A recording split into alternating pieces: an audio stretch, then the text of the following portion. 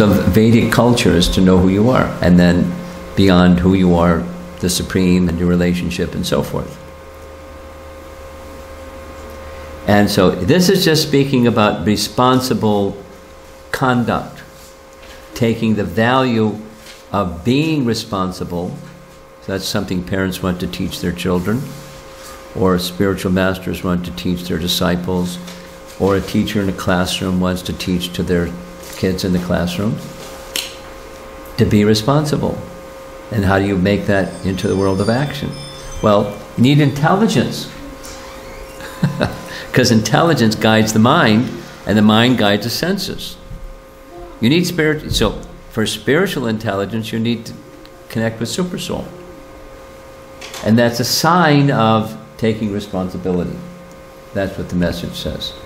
So now we're going to do a little reflection. We okay? Okay. This is an interactive little element.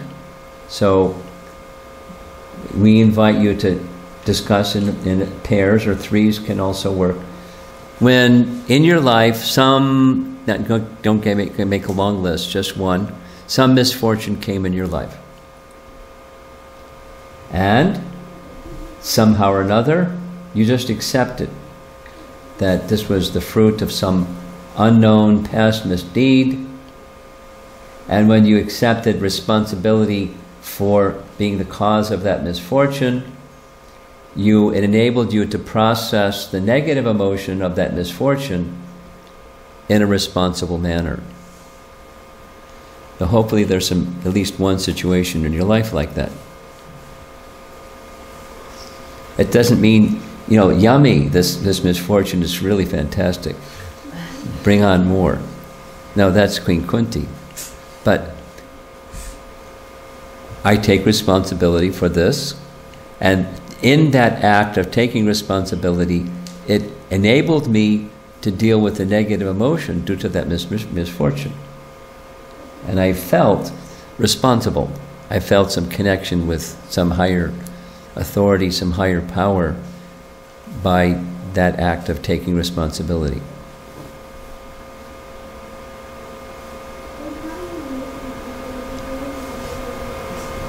So when you're ready, you can turn to somebody near you, and 2 people or 3, if it works better for you because of everything. We'll take a few minutes, 3, 4, 5 minutes. This is taking information and bringing it inside. That's what this is.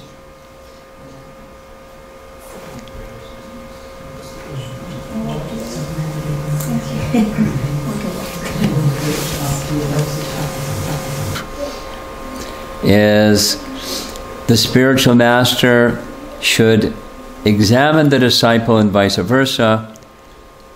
And so Narada is becoming the spiritual master of Dhruva. He wants to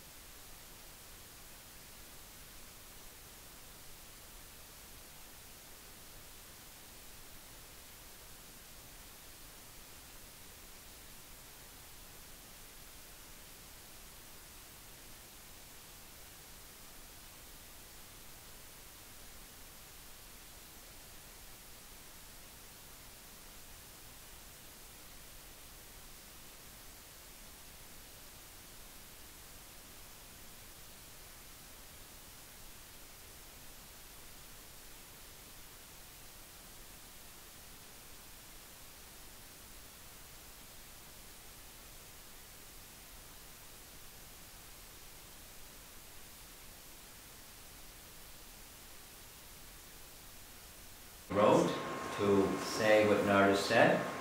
It's another topic. It's a theme topic that comes again and again and again and again in the Bhagavatam. Every man should act like this. When he meets a person more qualified than himself, he should be very pleased. When he meets someone less qualified than himself, he should be compassionate toward him. And when he meets someone equal to himself, he should make friendship with him. In this way, one is never affected by the threefold miseries of the material world. So, this is the description of a madhyama, middle stage of bhakti. Narada has understood that Dhruva, he's not said anything, he's going to say a whole bunch. It didn't go in. All this transcendental knowledge didn't go in. So now he's coming down a little bit in just the madhyama position, and this is standard teaching of the Bhagavatam of how a Vaishnava in this middle intermediate stage of bhakti should conduct themselves. Here's in material consciousness, one who is more qualified, they're envious. One who is less qualified, they deride, and equal, you push yourself forward. Right. So, Dhruva is going to respond. And let's hear his responses. My dear Naradaji, for a person whose heart is disturbed by the material conditions of happiness and distress, whatever you have so kindly explained for attainment of peace of mind is certainly a very good instruction. But as far as I'm concerned, I am covered by ignorance, and this kind of philosophy does not touch my heart. So, what to do now? Vishwanath glosses the translation this way. This peacefulness of mind which you have shown by mercy for persons afflicted by happiness and distress is difficult for a person like me to understand. This mode of goodness, this is the verse from Bhagavad Gita, chapter 18. This peacefulness that you've described, it's a mode of goodness, peacefulness. So, for those who are not in the mode of goodness, why is it difficult to reach? Because we're straddling this very difficult situation of the modes of nature. Passion produces hankering about the future, and ignorance producing lamentation of the past. So the lower modes of nature make it difficult. And then with those lower modes of nature, then there's ideas and thoughts and desires and all kinds of things that are distracting your attention from the mode of goodness. And for those of us that are in this mode of ignorance thing, it's very difficult. So, Narada doesn't have any problem, Dhruva doesn't have any problem with Narada. He accepts him as an eminent instructor in the instructions. He just, this affliction with material distress and happiness, he wasn't beyond that struggle. No, so he appreciates the instruction and the instructor. He doesn't have a problem with either one. But it looks like too much of a reach. It's beyond, it's undoable for him. There's no envy in his heart. This is what to do. Some advice. When sometimes somebody says, do something that is beyond your reach. A possible response is what you see here. And then I am finding some difficulty applying this instruction in its fullness. And so we had this nice theme in one of our Gitanagari retreats, so say 20, 30 hours worth in 3 minutes. This is this bottom, acceptance and progress. It's an important part in devotional life. Goal is up here, I accept it. I'm down here, I'm just being honest to myself and in my dealings with others. This is my present situation. And I just accept this is where my present situation is. And I want to progress. It's something like yoga. You can only stretch so far, and it's good to stretch a little bit, but not too much, because you can hurt yourself, and just keep a little bit, and your body becomes more flexible, and that's how you can become better at yoga. So on the emotional side, or following instructions side, this is a really fantastic instruction, and I'm down here. I accept that I'm down here, I accept the goal is fantastic, and I'm not going to pretend to myself or to others that I'm not where I am. And at the same time, I want some progress. We discussed this yesterday, and somebody was asking for some example. So the goal is purification of heart. So I'm very impudent for not accepting your instructions, but it's not my fault, due to being born in a Kshatriya family. That's my karma, born in that family. My stepmother, Suruchi, has pierced my heart with her harsh words. Therefore, your valuable instruction does not stand in my heart. So Vishwanath says, it's like a clay pot that's been broken, it doesn't hold water. Though you have given this nectar of peacefulness out of your mercy for an unqualified person like me, my heart has been pierced, and thus it's like a broken pot. Therefore, your instruction doesn't stay there. Then he says what he wants. I want to occupy a position more exalted than any yet achieved within the 3 worlds by anyone, even by my fathers and grandfathers, if you will oblige. Kindly advise me of an honest, that's the Prabhupada's translation. Sadhu Vartma is the Sanskrit. Vartma means path. In Sadhu Vartma, so an honest path to follow, by which I can achieve the goal of my life. Tell me the correct method for attaining a position unattained by my father, who insulted me, by his father Manu, by his father Brahma, by Brahma's other sons and grandsons. Please advise me the honest path, Sadhu Vartma. Prabhupada's comment is, Dhruva wanted to occupy an exalted position not by hook or crook, but by honest means. This indicates that if Krishna offered him such a position, then he would accept it. That is the nature of a devotee.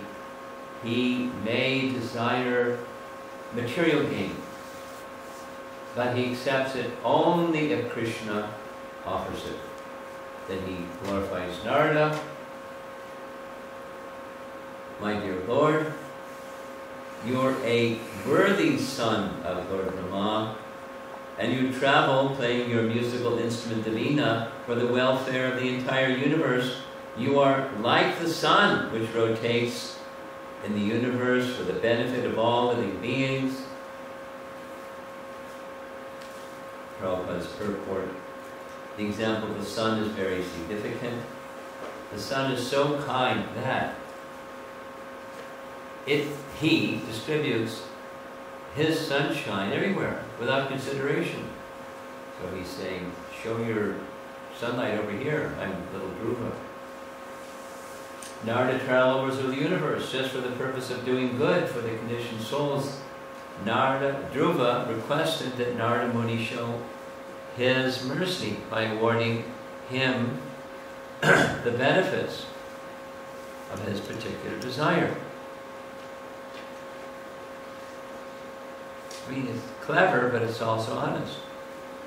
So here's a little, another little saying. Acceptance of our current spiritual level brings humility. And when you have that humility of accepting, you have some courage, because I'm going to need help from this sending mercy.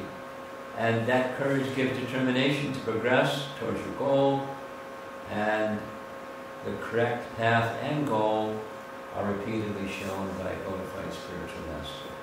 You may have to do some course correction as you go along, in other words. That's a nice little statement. So now back. This is the last slide.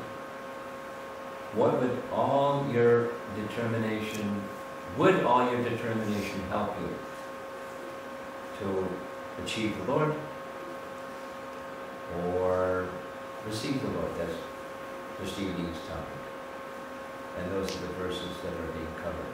It's a long, big section, but it goes kind of quickly. This has been a lot of just, philosophical points, because it's Nard instructing Dhruva, and Dhruva responding to the instruction in the way that he did.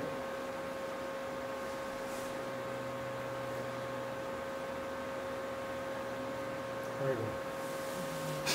10F. Comments, discussion, complaints. Yes. Okay, so I have heard the term Krishna karma.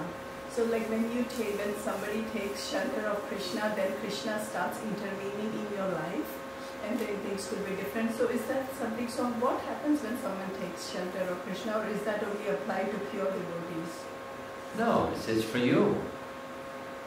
Krishna, you appeal to Krishna, take charge of my life. Krishna will take charge of your life. There's gradations of that submission, but Krishna takes charge. The internal potency acts in the life of the devotee, and it can change your karma. Internal potency can change the material energy's influence upon you.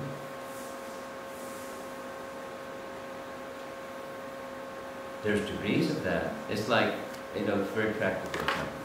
The sun shines, and there may be clouds in the sky. So depending upon the thickness of the clouds in the sky, there's more brightness or less brightness.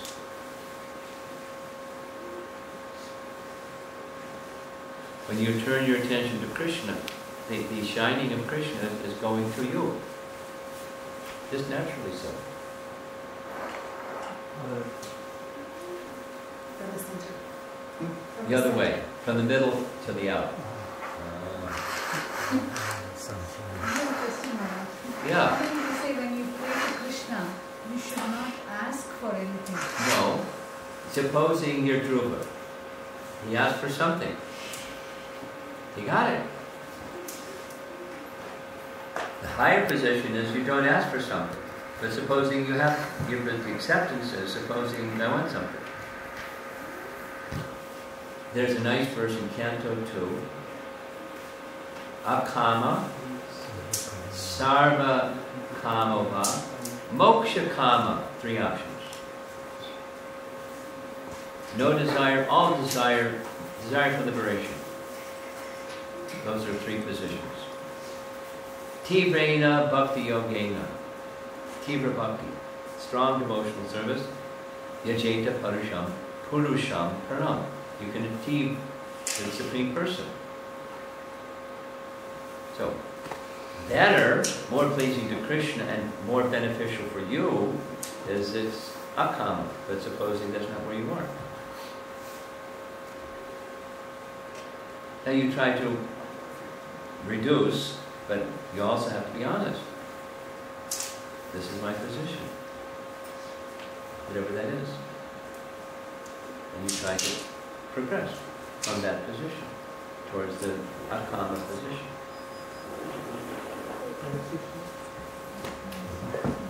Okay. Yes. So, he worshipped or he did his penance in the mode of passion. Yes. And he still received the Yes. the benefits. Yes. Is it still possible? Like Yes. because the mode of passion, basically the result is misery. Yes, it is. So, but he achieved something much higher than that. That's right. By mercy. Okay. And intense determination. Not for the right reasons initially, but those motivations became eliminated because he was approaching the Supreme Pure. He became pure. Purified. Although it was passion. And, the austerities what he went through, we couldn't do it. No way. You'll hear it this evening. So, the recommendation, the higher position is don't approach Krishna for fulfilling desires. That's a nice instruction, but I have this desire. That's what Prabhu was saying. And I'm sorry, but this good instruction, which I accept as good instruction to get beyond this distress and happiness struggle, and I'm there, good instruction. My heart broke. I can't carry it. So, he did what he did.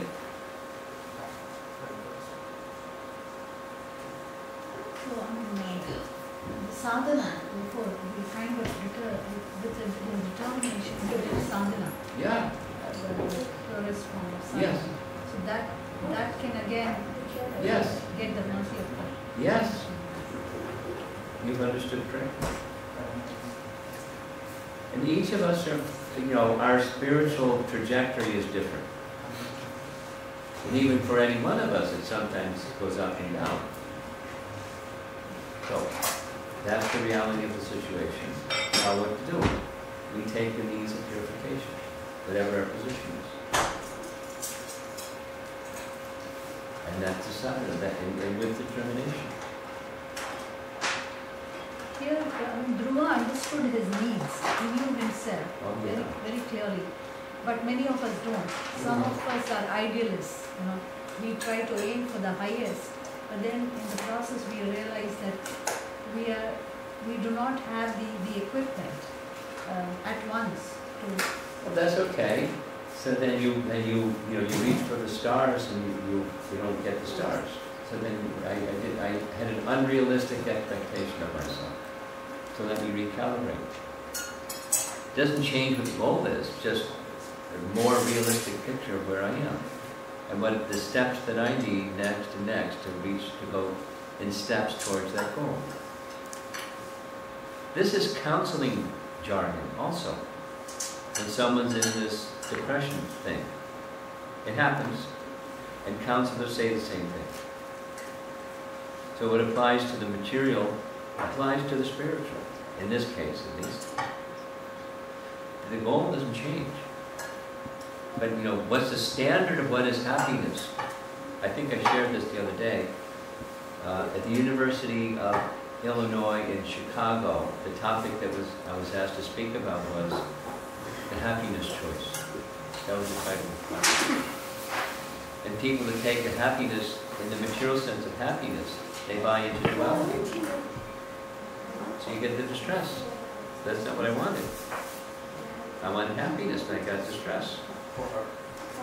Guaranteed. So then, is there another choice besides that choice? There's the transcendental happiness. Well, I'm not there yet. Okay. Acknowledge you're not there yet. What are the steps you can take to get there? So, sadhana. Well, it was taking some time. That's okay. It took time to get covered. It's going to take some time to get purified. You have faith in the process. Are you applying yourself with determination to the process? Is there some way you can improve how you're applying yourself to the process? Etc. And are you under proper guidance so you can see what what your blind spots are, so someone can say, hey, you're doing great over here, but you're not doing so great over there. Ah. Do that one again. Yeah, you're not doing so great over here. Really? I didn't see that blind spot. So, we need guidance. And, friends. Sadhu-sangha. And you keep going. However long it takes, that's how long it takes. Because you have faith. Dhruva had great determination. He also had an enormous faith.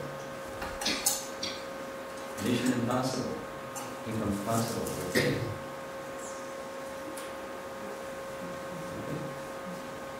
Okay. Yes. So eventually when the Lord does appear before him, does he not say that he doesn't want anything anymore? Yes, because his heart has become cleansed. That big time material desire, it was gone.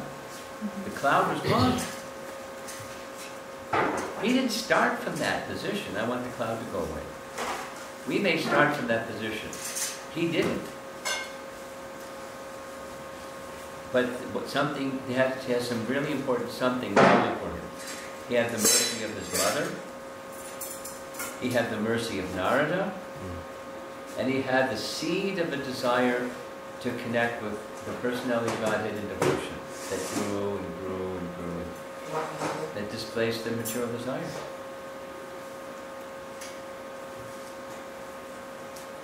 The light displaced the darkness. That's where he started from. He wasn't trying to get free from it, but he got free from it. By his effort and mercy, these two people. Anyone else? So along this path... How can we balance between the things that we are doing, the material things in the material world, to earn a living, and then our spiritual life? Classic. And here's my classic answer. It's not about balance, it's about time management. About what? Time management. Okay. Okay, so now, I did this with a 6-year-old. I said, okay, on the table here is a glass jar, and on the table is also a big rock, some smaller rocks, some stones, and some pebbles and sand. There's 5 things on the table, and they all fit in the jar. What goes in first? And he looked at his mom, he said, the big rock. Then it all fits in. It's not like you can just put unlimited amounts of sand, and just there's a limited amount, because it's going to fit in the jar. So it's time management, where we establish a priority, not balance. But there's some things that drive all of the things. And there's some things, when that's missing, all of the things become chaos. So for the devotee, it's sadhana. It's the spiritual connection. It's that which is going to help me understand who I am. The bottom of the iceberg, the unchanging melody. And I align, so I'm going to commit this much time to that activity every day. And then there's some other things, career things and other things and other things that are really important to me. That's a need. At least I'm feeling it's a need. So I'm going to put some time over here. And then there's my family, and there's like brushing my teeth, and there's eating, and there's things that I need to do. So here's the pebbles and the big rock, and every day is the big rock. And the more I do the big rock thing first, I get clarity, I get intelligence, I get energy, I get strength, and then the career thing becomes different, experientially and even practically. And clarity of intelligence. And the opposite is true for devotees. It's not like how Arjuna says that you fall away from both spheres. Yeah. So it's not material as well as spiritual. So each of us are different, and for each of us, there's a certain number of rounds, there's a certain amount of time I'm going to invest in japa. There's a certain amount of time I'm going to invest in reading, whether it's every day or per week or whatever it is. And then there's something that's part of that, my everyday life. Ideally is every day, every day.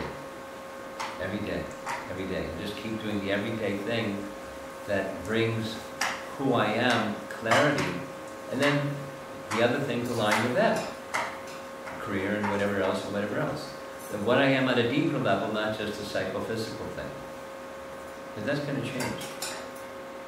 over time.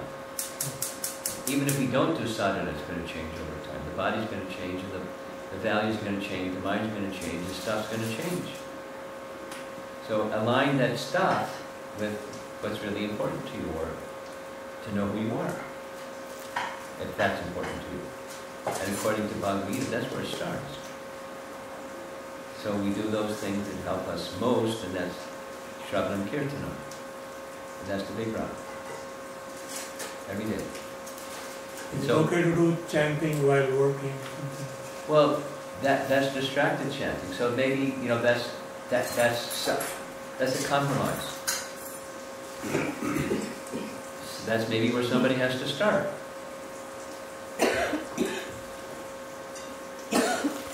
When I was having this discussion with somebody in the audience, he's now a president of a center, but I knew him, you know, 25, 30 years ago, just like I've known you and your wife for some time. So he said, maybe you remember, maybe you don't remember, but my wife and I, before we had children, I was going to college, I had a job, and I was starting a business. And then I met devotees and I started doing sadhana. And I asked you, how am I supposed to fit this in the day? And he said to this audience, he said, you heard me out, and your response was, if I had all those things to do, I couldn't do my sadhana either. And then he said, well, what do I do? I said, well, you know, something has to not go in that jar. You have to, and I'm not going to tell you what that something is. You're an intelligent person. You and your wife sit together and sort it out. What's that something that's not going to go in that jar every day?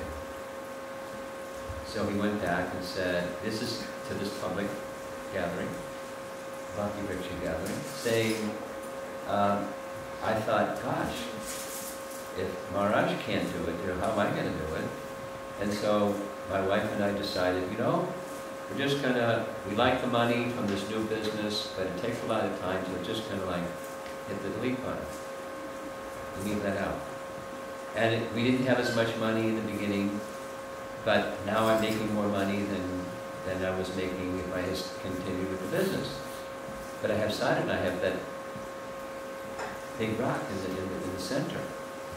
And I'm really glad I did that. I'm really glad you gave me the advice to put the big rock in the center and first. So it's practical. You know, what it's going to look like as life unfolds, who can say? That's up to Krishna. But if Krishna sees our determination to be connected to Him, He'll help us in the career and all other things. And it's not that it's never going to be bumpy. That's not a promise that Krishna makes, and it's not reality. But Krishna is with us always because we're with Krishna always. That's a certainty. That's one thing that's certain. It's not an unrealistic expectation. Krishna will never hurt you. It may be bumpy because there's purification or whatever else. So that's the balance question. For me, balance is the wrong term. It's time management. And you have to continue to recalibrate, you know, the blocks of time as you move along. Maybe it's like, you know, for kids, it's exam time. So, you know, the blocks move around a bit. And then they go back to plan A as soon as the exam time is over. Or it's somebody, it's in temple management and it's Krishna Janmashtami or Rath Yatra, and it's like, shh. So you go to plan B, then you go immediately back to plan A. Or it's your career. And it's like, you know, there's whatever it is. There's a production and everybody goes nuts in the workplace. And so you have to go to plan B, but you go right back to plan A. And if you can't, stay with plan A. Or people that are in medical profession, they have to do residency and internship. I know people that continue with their 16 rounds even when they turn you upside down and hold you by the ankles and shake you. They maintain their 16 rounds because that's what's really important to them. And it's like unhuman what they do to residency people. But, so each person is a little different, so you may have to calibrate and modify as you go along. So yesterday we discussed the first 24 verses of chapter 8. And the topic was titled React or Respond. Are you paying attention? Yes. Yes? It doesn't look like it. As soon as I figure out. Because this is for you. This is so you're up to speed with what we did yesterday. I'll wait till you're finished. Okay, we finished. I'm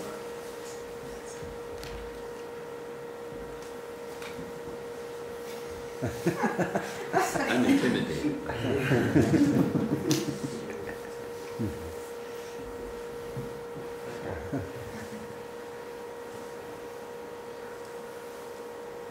That's a conventional term. It's not a Bhagavatam term, but it's a term that's used by people that do counseling. People that are, it's the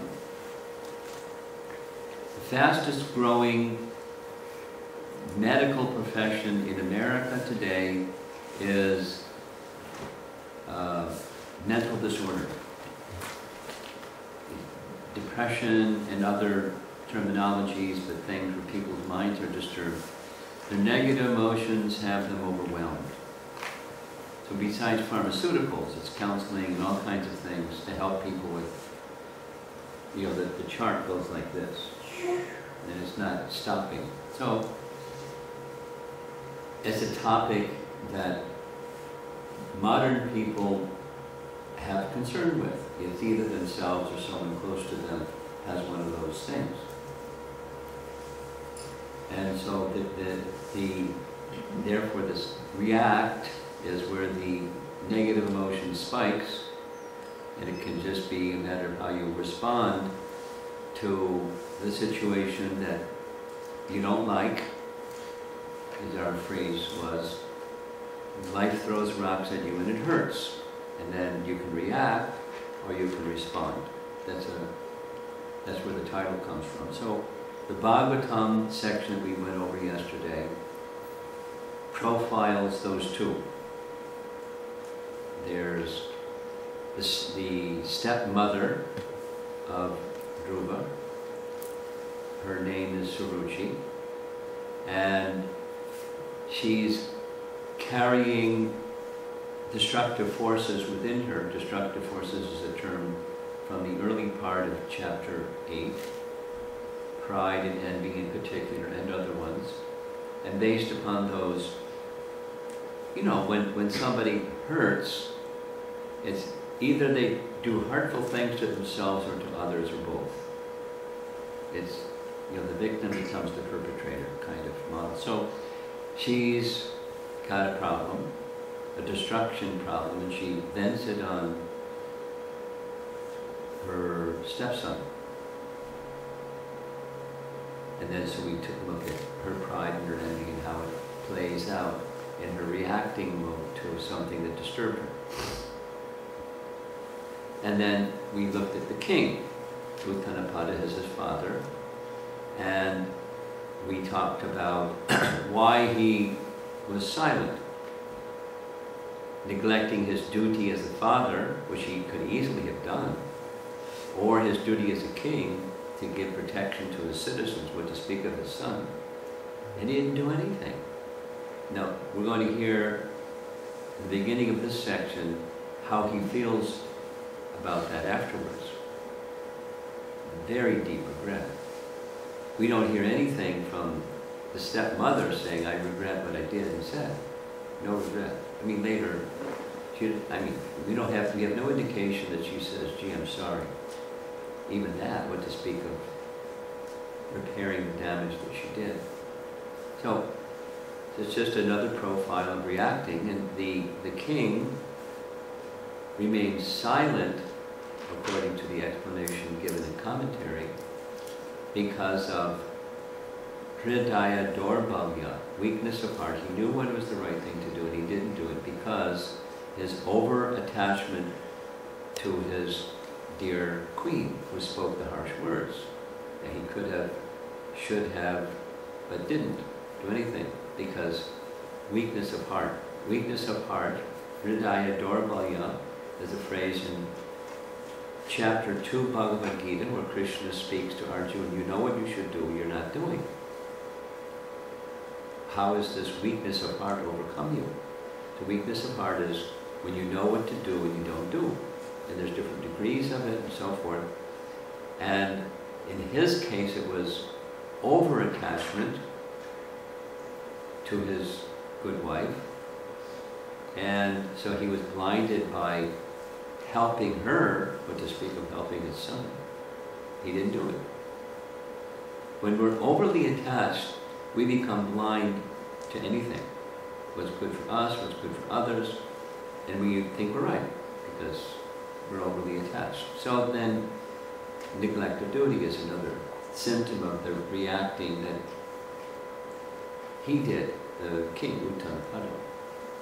And then the third profile we looked at was his mother, Suniti.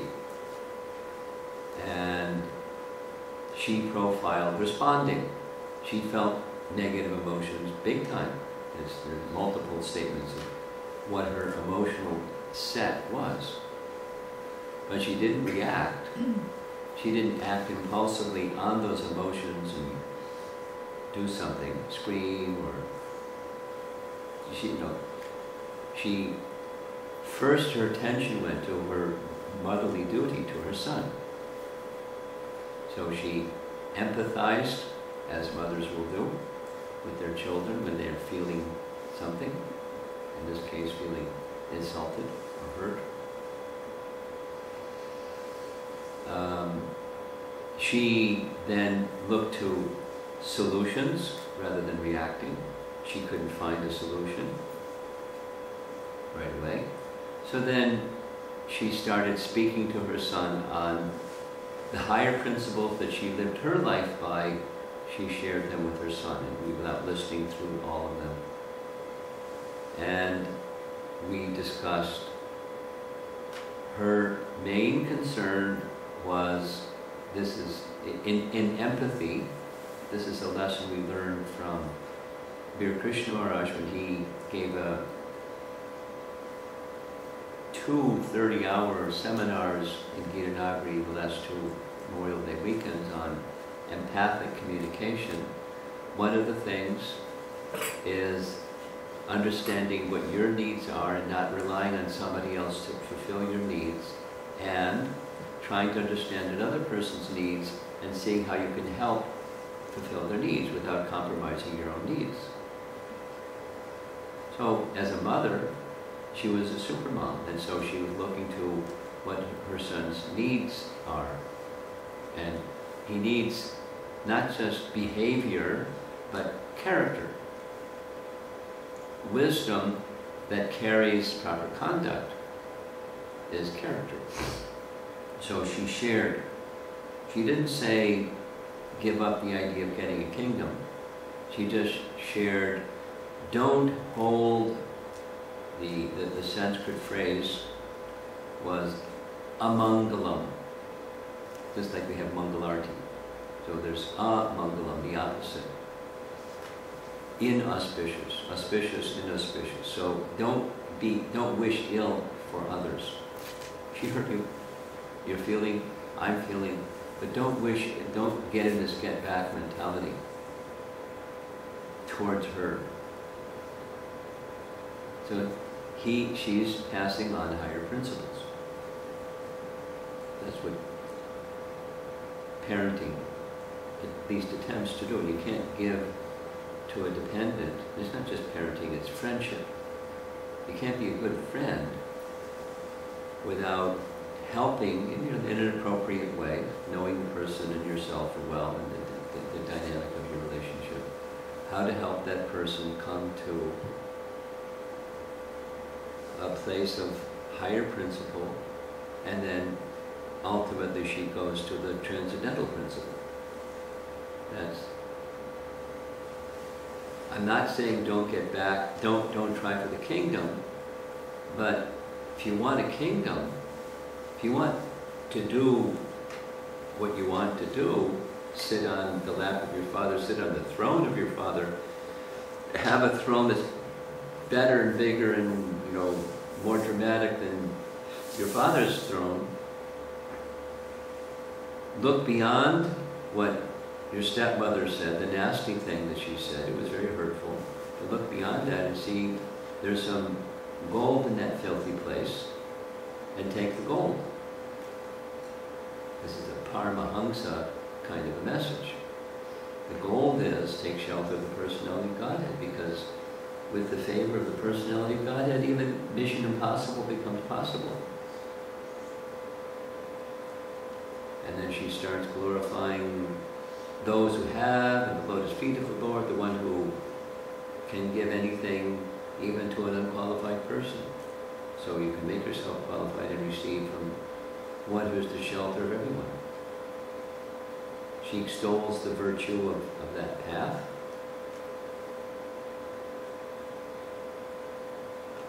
Dhruva, like Arjuna hearing Krishna's message, he considers. He trusts her because she's trustworthy. And he then receives two things from her. Because the give up, the get back mentality, it bounces, it doesn't go in. But take shelter of the personality of Godhead goes in. He wants to become a devotee. He was, and he also wants to fulfill his kingdom desire. And it's connected to, I want to show them. It's a Kshatriya spirited. Vishnu will help you achieve that. So it's two things. According to what the Acharyas explained, those two things are there from his mother. A means to fulfill what he wants, and also he wants to become a devotee. He wants to become a qualified devotee. So that ended the section. That's a recap from yesterday. So now comes another section. I mean, these sections, it's not like the trumpet sounds, da, da, da, da, da, da. We're starting another section now. It's just very clear that that's completed and now we're moving on from going over this so many times. So we titled it Termination or Determination. And one of the questions I ask when I speak about this topic of Dhruva, in one word, when you think of Dhruva, what do you think of? And abundantly, the answer is determination. He has abundant determination. It's mixed.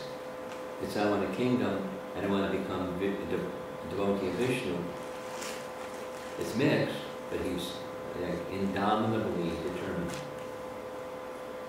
So, determination is spoken of in Bhagavad Gita, where Prabhupada tells this little story in the purport of Bhagavad Gita. The Sanskrit word is Nishchayena. It's in chapter 6, Dhyan Yoga. To practice meditation, one has to have determination, or with firm determination. So Prabhupada gives this story, the little sparrow. Now she made a mistake. She laid eggs near the ocean. It's a sparrow, you don't do that. And the ocean didn't make a mistake. The ocean tide came in, and the eggs of the sparrow got drawn out by the tide. So the sparrow said to the ocean, "Return my eggs." And the ocean didn't pay attention. And so the sparrow became very determined. You give back the eggs, you're going to dry you up. And so with her beak, she started drying up the ocean, and news spread, and Garuda heard. So Garuda came and took empathy of the sparrow. So Garuda ordered the ocean personified, return the eggs or else I'll dry you up.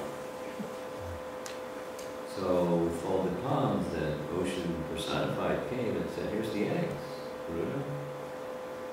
So it's not that the determination of the sparrow achieved what the sparrow wanted. It's receiving mercy from one more qualified, and then descending mercy coming, and then with that determination plus mercy, one can achieve the impossible, or something that otherwise we can't. But determination, the effort on our side in bhakti is required, an effort with determination, even if it may look like, gosh, become a pure devotee. I don't know, is that possible? So, Dhruva is not trying to become a pure devotee, he's trying to get a kingdom. So, the next section opens with Narada overhearing the news. It doesn't give the details, somebody said. And Narada heard. And so, he, understanding what's going on, he was amazed. So he approached Dhruva and spoke as follows. So this virtuous, all virtuous hand, Agha, Gnena, Panina. Agha, we know what that means in sin. Gnena destroys or drives away sin. And Panina, so the hand touching Dhruva was very significant. All sinful activities, it's a benedictory gesture. In the 6th canto of Bhagavatam, Prabhupada speaks of this. Narada Muni, whose merciful glance never goes in vain. It's not the purport actually of the verse. The relationship, the reference is the Shavalashvas. You know who those fellows are? They're disciples, they're sons of Daksha. Daksha, part 2, not the same Daksha that insulted Lord Shiva, but after he died and he took birth again as the same name, Daksha, he had a good number of sons, and he instructed them to assist him in the Prajapati program that was Daksha's program. And so they said, yes, sir.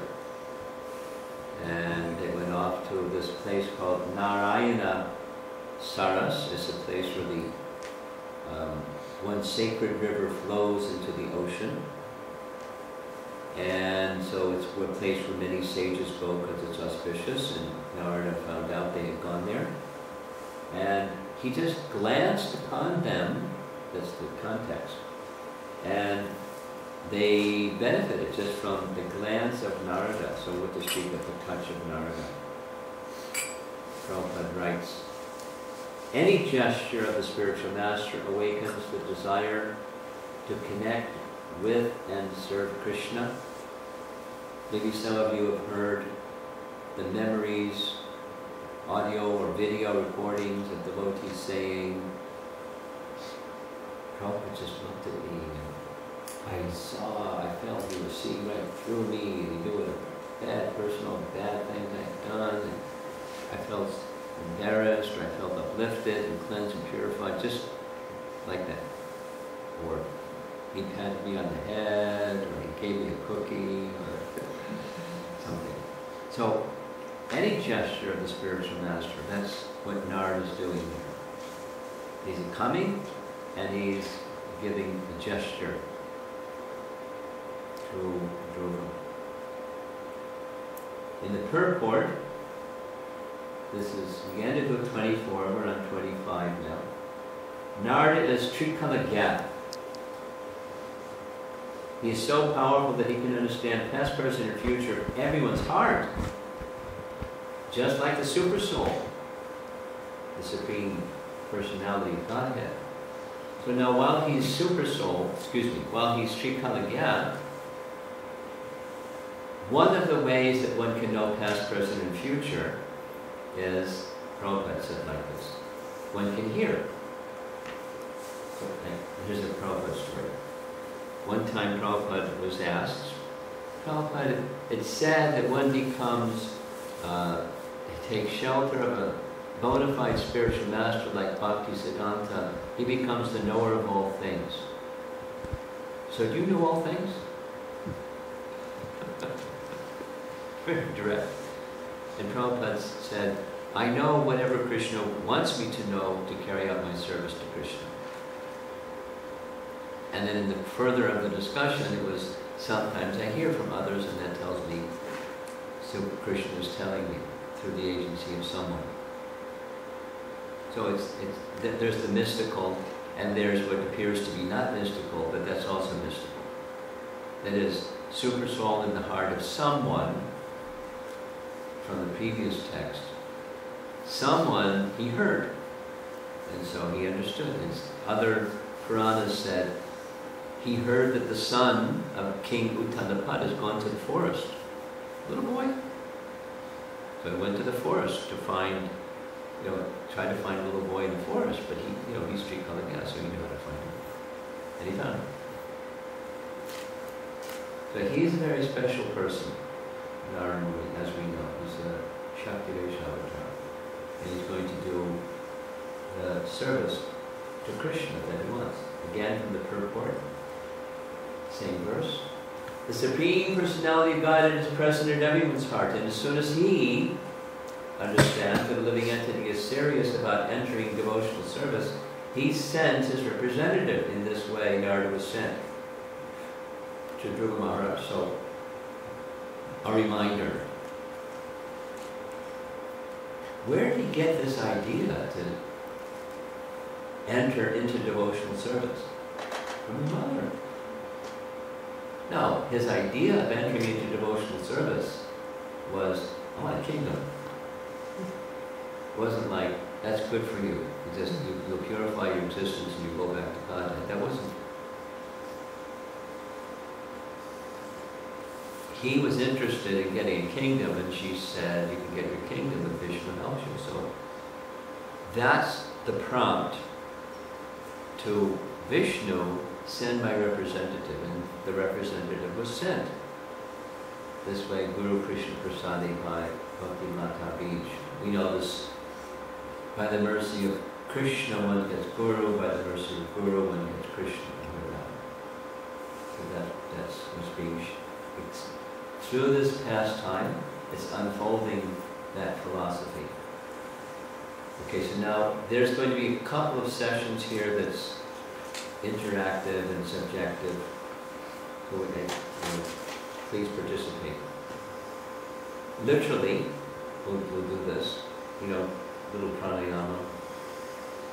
Sit nice, comfortable. Close your eyes, and I'm going to ask you 3 times. Take a deep breath in, you'll exhale. Please do that. Deep inhale. And exhale. One more. Inhale. Deep inhale. And then exhale. One more. Inhale. And exhale. So now we're going to ask you to go inside your heart. Literally. Connect with your heart. And then, while you're there, think of some incident or a moment sometime in your life where you tangibly perceived or felt within your heart that Srila Prabhupada or your spiritual master helped you and showed some special kindness to you. Go there. Think of that event or that moment.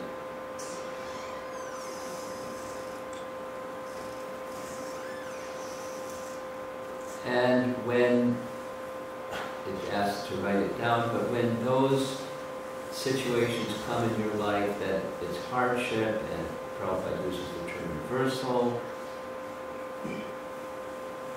when you're facing obstacles, unexpected ones in particular, remember that connection and that special mercy, because it will help you stay connected with the bhakti process.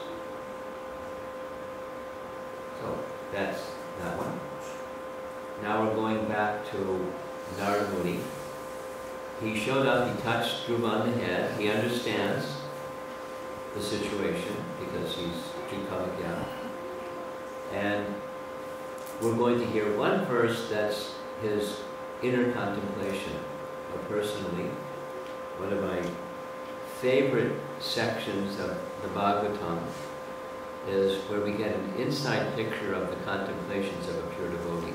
There's one thing we can see what they do and hear what they say, but what are their contemplations? It's very confidential. So we get one of those. Narada considers, how wonderful are the powerful Kshatriyas. They cannot tolerate even a slight infringement on their prestige. Just imagine, this boy is only a small child. And yet harsh words from his stepmother proved unbearable to him. That's his contemplation, and then he speaks. My dear boy, you're only a little boy whose attachment is to sports and other frivolities. Why are you so affected by words insulting your honor? Now, he knows it's his Kshatriya spirit, but he's inviting the thoughts and the feelings and the relationship of Dhruva. So this is instructive to us.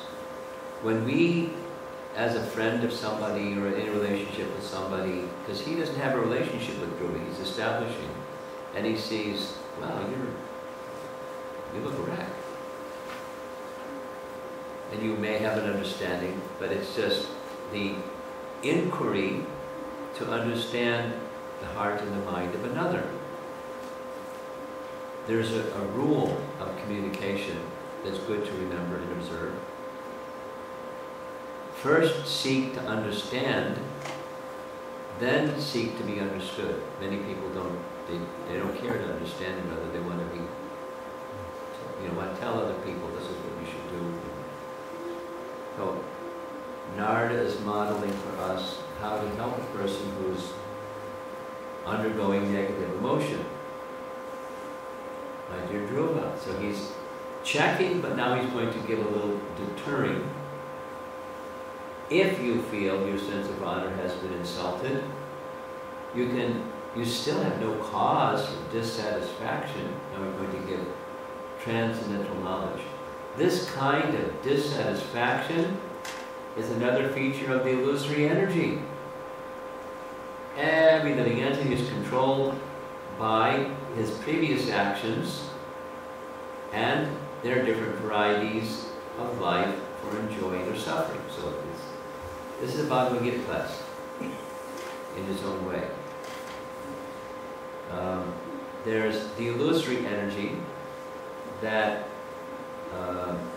brings about the sense of happiness and distress, or enjoyment and suffering. And the illusory energy works through the three modes of material nature, pictured at the bottom. That's Maya Devi at the top. And the three modes are under the direction of Super Soul. And Maya, or the illusory energy, is how Krishna works, or Super Soul works, to cover the living entities that are inimical to him. They have a bad attitude or disregard for him. And so the illusory energy covers them. And they then experience happiness or distress according to their karma and guna. So this is the picture of dissatisfaction. This is what you should see when you're feeling dissatisfaction. It's just the illusory energy. Now this is a commentary explanation, interesting way to say it. What comes at us in our life depends on our karma. How we respond, it's yesterday, how we respond to that is influenced by our guna.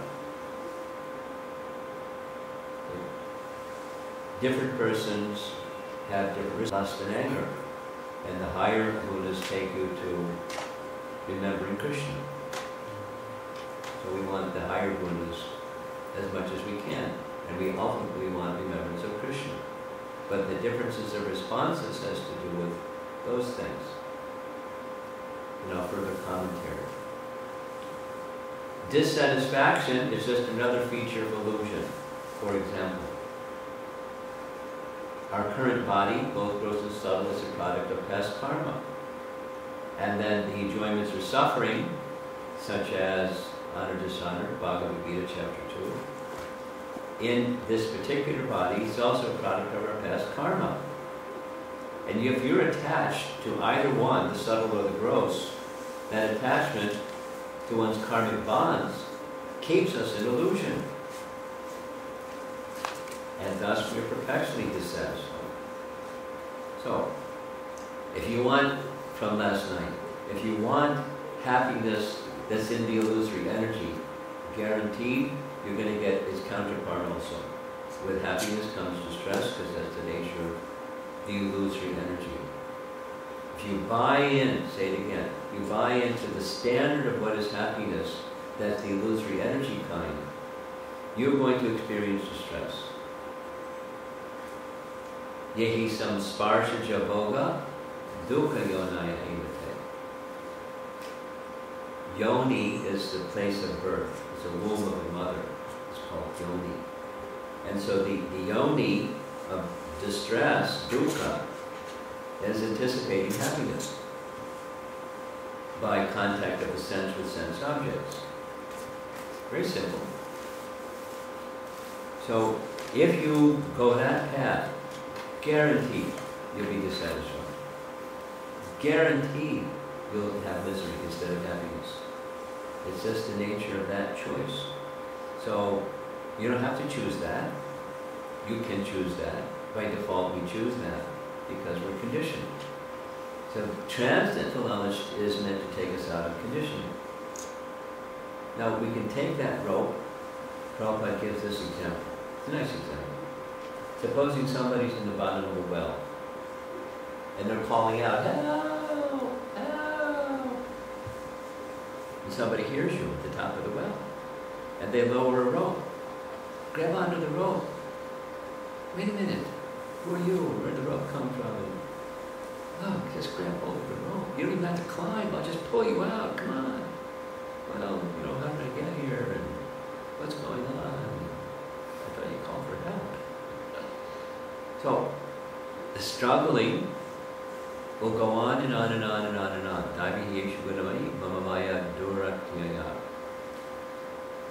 Duratya, very difficult struggle. Endless.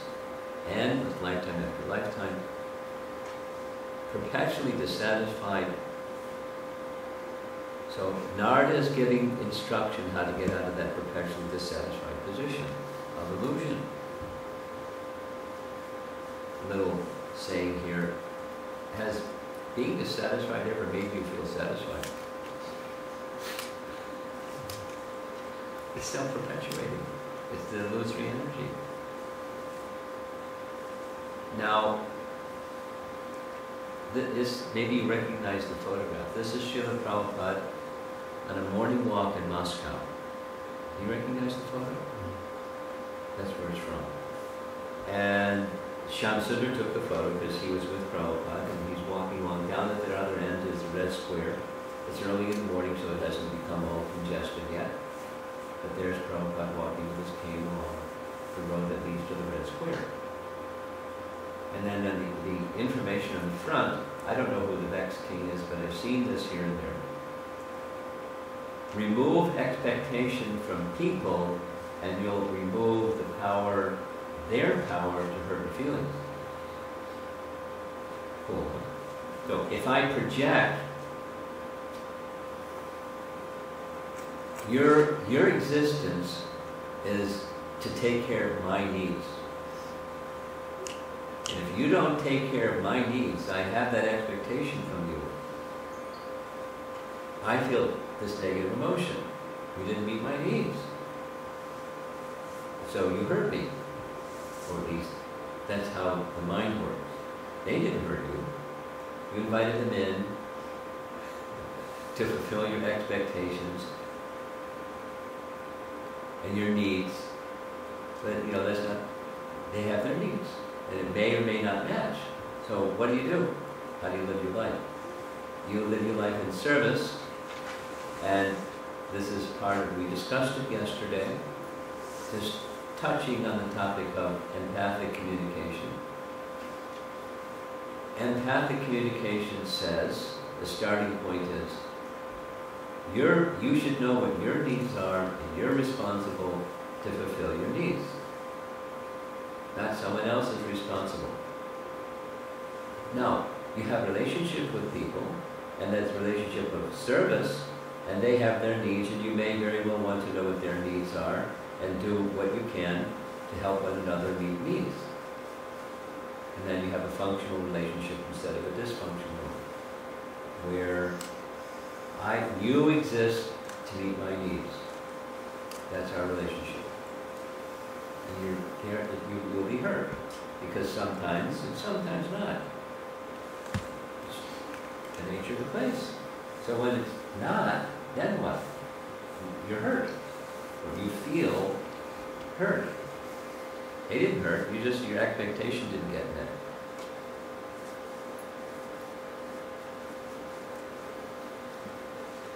So what do you do instead? Your spirit soul, you're part and parcel of Krishna, and your existence is to serve Krishna. And Krishna has some natural arrangement for all of your needs, whatever that is. It may not look what you think it should look like, but Krishna has an arrangement.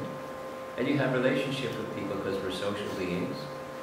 There's family members, and there's friends, and there's a community, and there's different relationships. And we're service entities meant for serving Krishna. So I have a relationship, let's just say, within a family. And here's my husband or wife, here's our children, here's our parents, and whatever the picture may look like, according to guna and karma, we have this body, or they have that body, they have this subtle body, we have our subtle body, and we're in a relationship. So it's a service relationship that Krishna is at the center. This is the Krishna conscious model. And let us try to understand one another's needs, and we'll try to formulate a way to take care of one another's needs. We have this little, just as an example, we have this little role play to show empathic communication. And it goes like this. The scenario starts the same. Teenage girl says to mom, "Mom, I don't want to go to school." And then mom can react or respond. What? You don't want to go to school? You got to go to school, because her need is the mom's need. You got to go to school. And then she gives, because she's a materialistic mom, she says, you got to become a doctor, so you can take care of me when I get old. She said, Mom, I don't want to be a doctor. I can't even stand the sight of blood. So I don't want to be a doctor. And anyway, it goes on. What do you want to be? I want to be an artist. Artist? That's a hobby for people that are well-to-do, and you got to have an occupation. You got to go to school to get an occupation. You got to go to school. You know how much I sacrificed to send you to this special school so you can get a good job and so you can be successful in life. I don't like that special school. That's what I'm trying to tell you. So it goes nowhere. It just escalates into non-empathic communication. Then the empathic communication is, Mom, I don't want to go to school. And mom says, oh, you must be having some difficulty that you're feeling you don't want to go to school. Can you share that with me? And the teenage girl says, oh, you'd never understand. Well, I'm not going to the same school you are, but, try me and see if you can understand. Well, I don't fit in. So now it's getting to what's the need. I don't fit in. oh really? Like, not like judging, just like, tell me more. And then she said, yeah, they make fun of the food that I eat, they make fun of the way that I dress, they make fun that I don't do some of the things and talk about some of the things, and Mom, I just don't fit in. And then there's some dialogue of saying, well, okay, you're feeling really uncomfortable, reflective. You're feeling really uncomfortable because you feel you don't fit in. And that's what's really important to you. She says, yeah, not like I don't want to go to school, but I don't fit in. And so to not fit in, I just don't want to go to school. Okay, well, I'm your mom, and I've understood what your need is. My need is, I really care about your future and your well-being, and so that's my need. Can we have a discussion to see if your need and my need, can we have a nice strategy to work it out so your needs are met, my needs are met? Sure, Mom. And then they hug. And they may or may not come up with a solution that meets both needs, but that's empathic communication. So that's just connecting with this little message. It's in relation to the Dhruva story, so that's right there. In the purport of this verse, Prabhupada refers to the Brahmabhuta verse from Bhagavad Gita. When one is actually situated on the transcendental platform, he has nothing for which to lament and nothing for which to hanker. The second line after this one, Nasochati Nakangsati. The hankering is, I have the expectation and you're to meet my expectation. So the pyramid is showing at the bottom is the darker mode of ignorance. Above that is rajas, the mode of passion, and above that is goodness. When there's goodness, there's more light. And then comes Shuddha-sattva, where you don't have any hankering and lamenting. And the lamenting, that's this reacting, and then rajas is I want. And in the mode of goodness, you're approaching transcendence, this Brahmabhuta stage. So, the process, this is the next verse. The process of the Supreme Personality of Godhead is very wonderful. This is Narada giving transcendental knowledge to Dhruva. Basically, it's a message of acceptance. Like we heard yesterday, now it's being repeated again.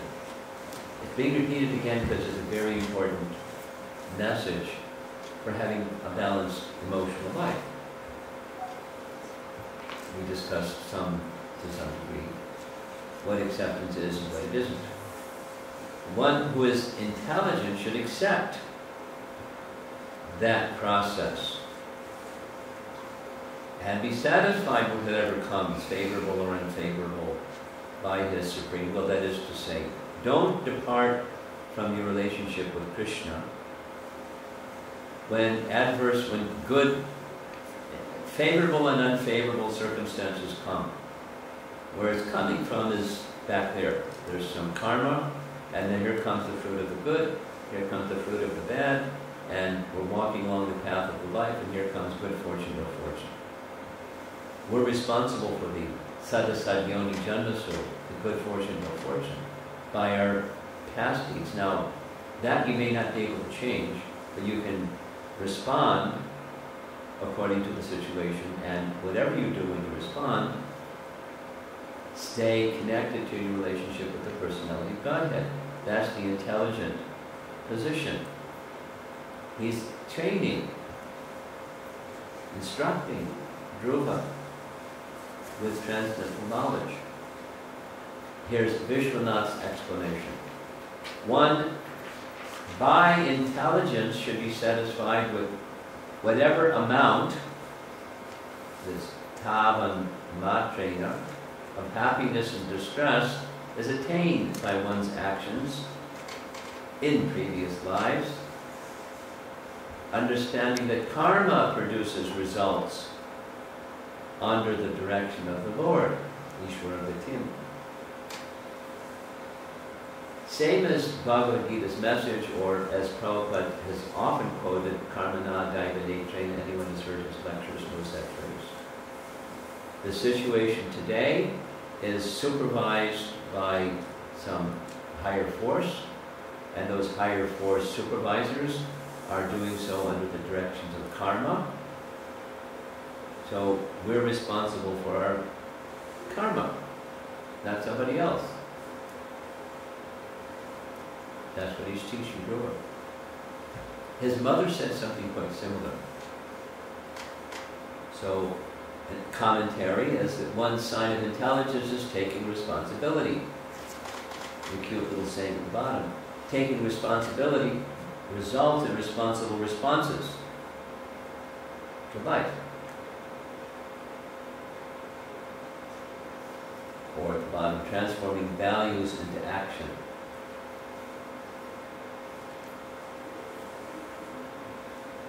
There's a lot here, isn't it? So let me just. Are you giving out the handout? Huh? I think. Not for this, not for today. We gave it last night. Not for this one. If you like, I can create one. You don't have one right now. Yes, because it's a lot. We have a lot of substance. It's just a nice story, but in the nice story, there's lots. So, this topic of values and action goes like this. Another way of saying, this is something that I've been teaching in colleges on the topic of Gita values. And one of the best ways to do that, early in the morning.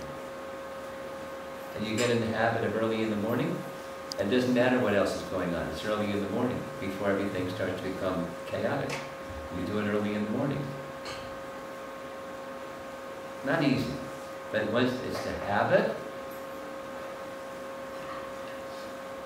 then it's got a quality experience. Everybody knows it's chants. You chant later in the day or at night, it's like crummy compared to early in the morning. So early in the morning it is. You make that a habit. It's just your habit. In the issues when you cover your 16 rounds, but when you are actually doing more than 16 rounds and during the day, it's like how am I going to accomplish that many more rounds, that we have.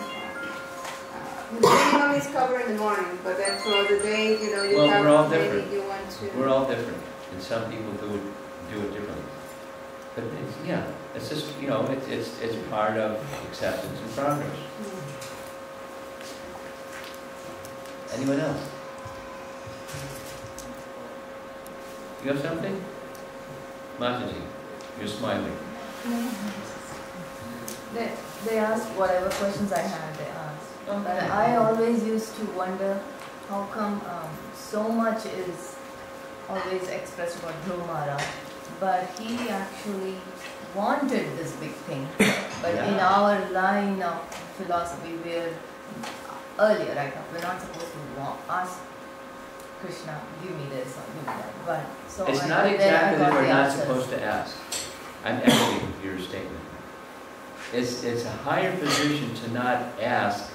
It's like a child saying, "Mommy, can we have lunch?" And she's already got lunch ready because she's mommy. Doesn't have to ask for lunch, but it's okay to ask for lunch. And mommy says, "Sure, here's lunch." Or it's got really cold here in Phoenix. Do you have a jacket? Here's 3 of them. Which one do you like? So the anticipation of the one who's giving care to another is that's the happiness, is giving care to another. We don't have to ask Krishna for stuff. But it's not don't ask Krishna for stuff. If you're gonna ask for stuff, ask Krishna for stuff. You got a big warehouse, lots of stuff in this warehouse. But better is 4 types of pious people render service unto me. all four of them is I want, or I want, or I want. But one who wants knowledge comes to that position of, it's good to come empty-handed. And just say, is there some service for me?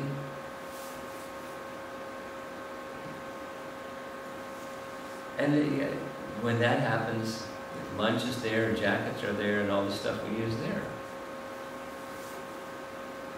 Everything we need. It's Bhagavad Gita.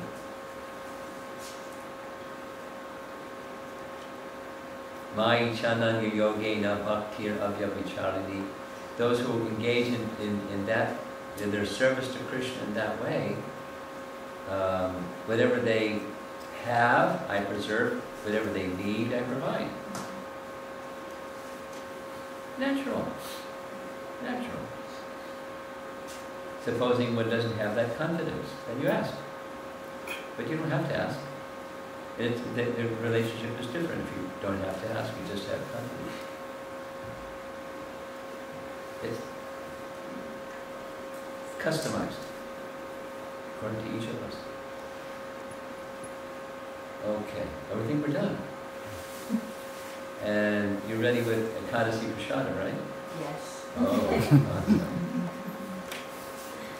Thank you very much.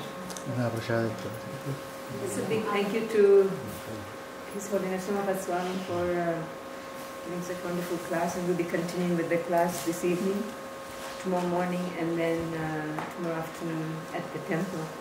And it's a very auspicious day today, Gita Jayanti and Ekadashi, so a big thank you to Mahi Prabhu and Mahi Mataji and Harish Prabhu.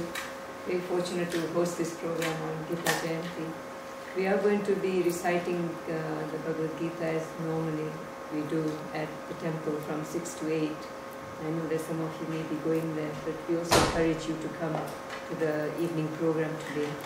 And we have Bhagavad Gitas in all about 14 to 15 languages at the temple, and really recommend that you distribute them and purchase them today, being the Gita Jayanti. This is it, when the Gita was invented. And if you cannot distribute them yourselves, we can distribute them for you. So if you'd like to sponsor Bhagavad Gita boxes, our goal is 100 cases for next year.